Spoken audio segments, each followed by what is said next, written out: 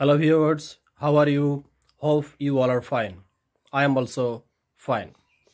আজকের আমি তোমাদেরকে আরেকটি সাবজেক্ট ভার্ব এগ্রিমেন্ট শেখাবো।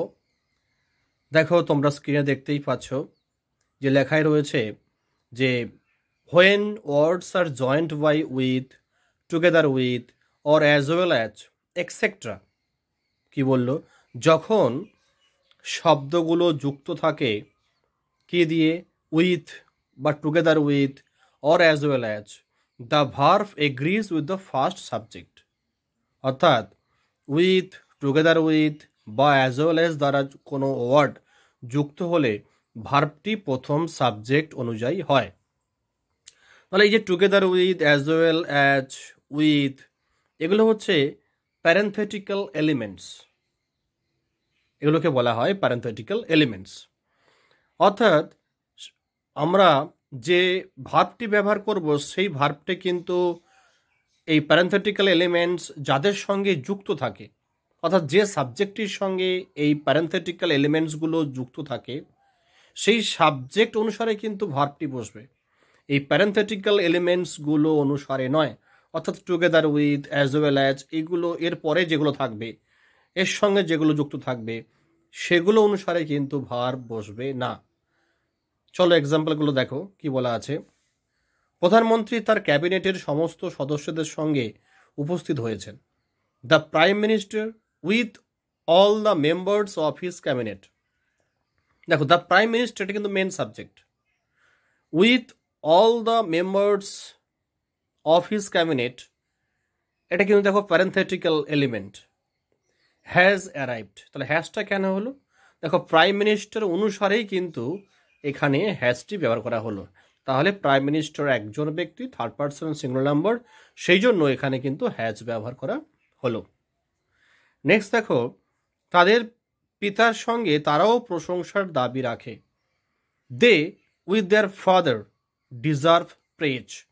দেখো দে তারা, উইথ দেয়ার ফাদার, এই যে with parenthetical element, with their father এই অনুসারে কিন্তু এখানে ভার্বটি প্লুরাল কি সিঙ্গুলার হবে, বসবে না, বসবে কিন্তু প্রথমটার সঙ্গে দে। তাহলে দে হচ্ছে plural, third person plural number, সেই কারণে এখানে দেখো ভার্বটা হচ্ছে প্লুরাল হলো। তাহলে দে ডিজার্ভ প্রেজ। বিভার সঙ্গে তার বন্ধুরাও শাস্তি পেয়েছিল।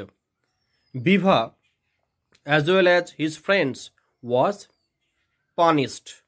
দেখো Bibha as well as his friends মানে বিভার সঙ্গে তার বন্ধুরা, তাহলে এখানে অ্যাজ ওয়েল অ্যাজ হবে না, যেহেতু এটা প্যারেন্থেটিক্যাল এলিমেন্ট, তাই হিজ ফ্রেন্ডস অনুসারে কিন্তু এখানে ভার্ব বসবে না। তাহলে ভার্বটি ব্যবহার করা হবে বিভা অর্থাৎ মেন সাবজেক্টের সঙ্গে। তাহলে বিভা যেহেতু থার্ড পারসন সিঙ্গুলার নাম্বার অর্থাৎ একজন, সেই জন্য এখানে কিন্তু ওয়াজ ব্যবহার করা হয়েছে।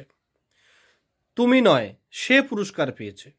হি and not you has won the prize. তো এখানে বলে দেওয়া হয়েছে ইউজ প্যারেন্থেটিক্যালি, মানে হিটা হচ্ছে মেন সাবজেক্ট, তাই he third person singular number, সেই কারণে এখানে হ্যাজ ব্যবহার করা হয়েছে। দেখো প্যারেন্থেসিস কাকে বলে সেটা কিন্তু এখানে সুন্দর করে বাংলায় লিখে দেখা হয়েছে। বাক্যের মধ্যে যে অংশ মূল বাক্যের গঠনের সঙ্গে যুক্ত নয় তাকে প্যারেন্থেসিস বলে। ক্লিয়ার? এই যে তখন ধরে আমি বলছিলাম প্যারেন্থেটিক্যাল এলিমেন্ট এটাই। অর্থাৎ দেখো মেন যে সাবজেক্টটা, সেই সাবজেক্টটা থাকলেই কিন্তু বাক্যটি সুন্দরভাবে গঠন হয়ে যাবে। সঙ্গে কিন্তু যুক্ত হয়েছে ওটাকে, যে আদার্স অংশটি যুক্ত হয়েছে সাবজেক্টের সঙ্গে, ওটাকে বলা হয় প্যারেন্থেটিক্যাল এলিমেন্ট। এখানে দেখো আরেকটা এক্সাম্পল দেওয়া হয়েছে। মিস্টার স্মিথ তার কয়েকজন বন্ধুর সঙ্গে কিছু বই কিনছেন।